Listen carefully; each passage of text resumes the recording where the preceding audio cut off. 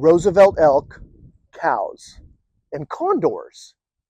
Yeah, they go together if you come up here to Orick, California.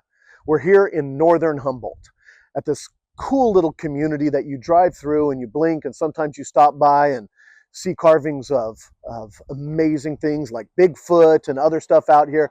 But this little community, Orick, California, takes its name from the Yurok Tribe, meaning mouth of the river. You know, this is a majestic place where the state and national redwood parks come together and create a partnership with the Yurok Tribe to restore habitat and bring populations of condors into these hills. At the same time, the history of logging in this area, the history of fishing and trying to bring back fish populations, all the work to preserve the last growths of redwood, the old growth redwoods that are out here. It's just an awe-inspiring place, and it's a beautiful place to be here and learn. We had a chance to walk these areas and meet with a couple landowners and a local representative, and I'll tell you what, it's a place that's forgotten.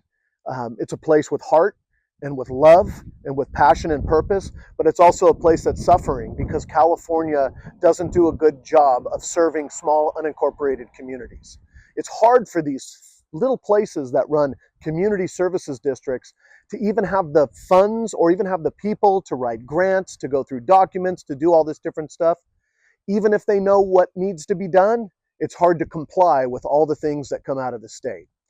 My job as somebody who's running authentically to be your next state senator is to deliver for places like this so that they have solutions, so that the state doesn't always just push mandates onto small systems like this, but gives them the resources not to just comply, but to thrive.